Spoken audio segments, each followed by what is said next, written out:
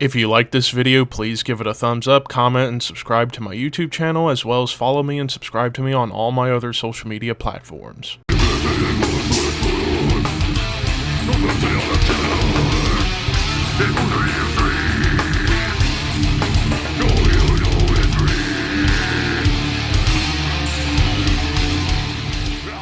What's up, Thrashers, and welcome back once again to the Thrash Maniac 99 YouTube channel, and I am back with another album review for you guys. And this weekend's going to be a kind of a small weekend because I'm only doing 2 album reviews this weekend, no Under the Radar, because there was only a couple of albums that was coming out this weekend I wanted to check out.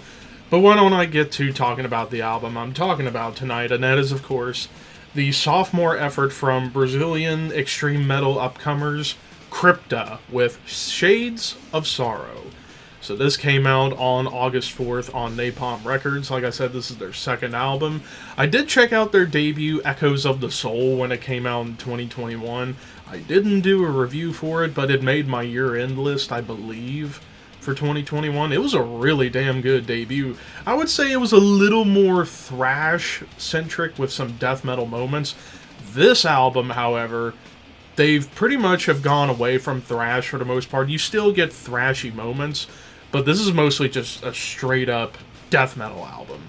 I would say it's kind of like a hybrid of classic death metal, maybe little hints of blackened death metal, and melodic death metal. Like, it's kind of like this big hybrid of all three wrapped together.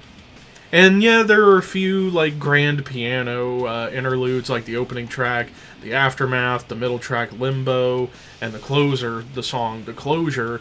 They were all like big grand piano pieces to kind of complement what the rest of the album is going to be. But enough about that, let's get to the real meat of it, kicking things off with Dark Clouds. Right away, big guttural scream, blast beats, and these nasty tremolo riffs just immediately kind of let you know it's like, yeah, we're all about pummeling brutality, and you just gotta deal with it.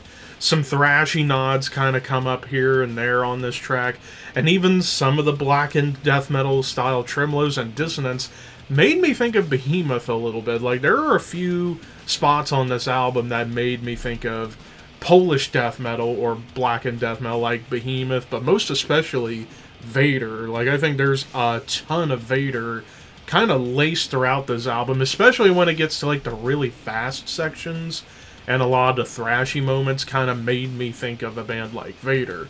Like, especially The Outsider, like after you get this like sinister melody that kind of made me think of Incantation a little bit, you get this big blast beat and thrash riff that made me think of Vader to a certain extent. Other moments where it gets really into that more thrash metal side of their sound, The Other Side of Anger would be another classic example where they kind of bring in some of that thrashy energy into it. And even Lift the Blindfold brings in little hints of thrash within that track. So yeah, a lot of these songs pretty much all try to mash together a lot of different tropes of death metal, blackened death metal, and melodic death metal.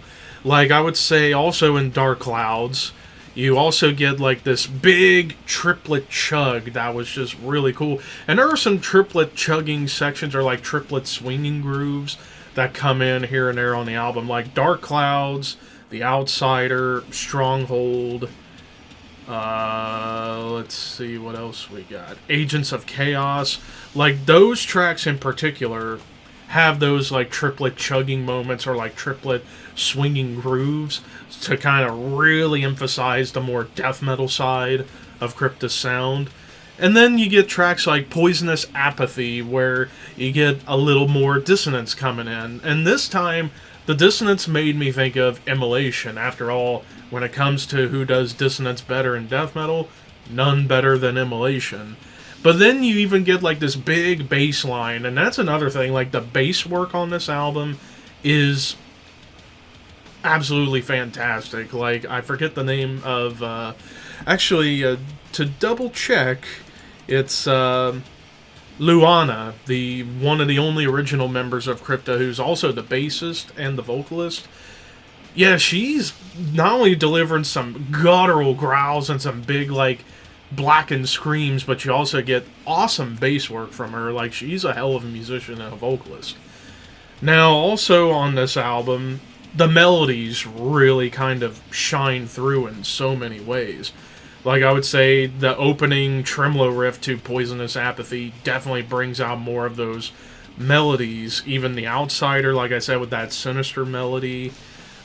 Pretty much like almost every track going forward on this album, for the most part, has some semblance of melody to it.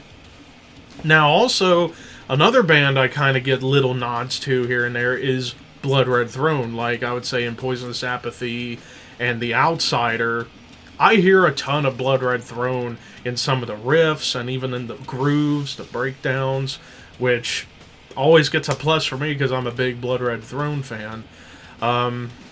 Trial of Traitors. Now, that song gets a little more out of control with a lot of the ideas. Like this big melodic opening that leads into like nasty tremolos and blasts. I would say kind of more like Hate Eternal or even fellow Brazilian death metalers Crisian, I would say.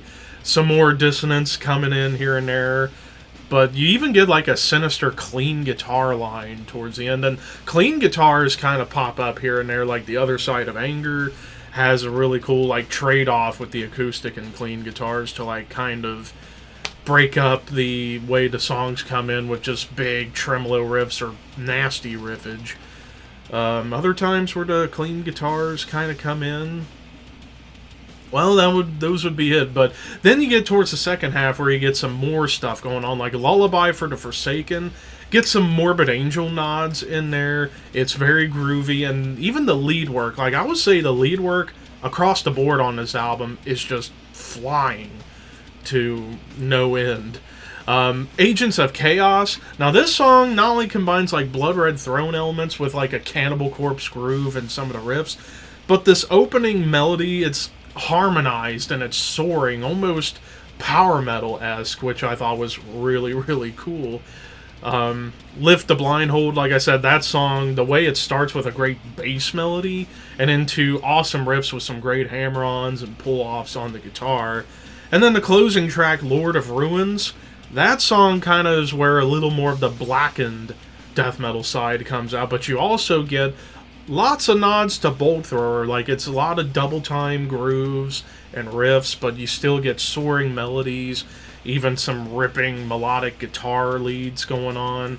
Like, top to bottom, the musicianship on this album is top-notch. Like, there's not a bad song on this album. Now, the thing about this album, bass tone, quite grisly, and it's audible. Drum tones I actually really like. While the guitar tone is thrashy, it could have used a little more punch, but it brings me to the one complaint I have about this album.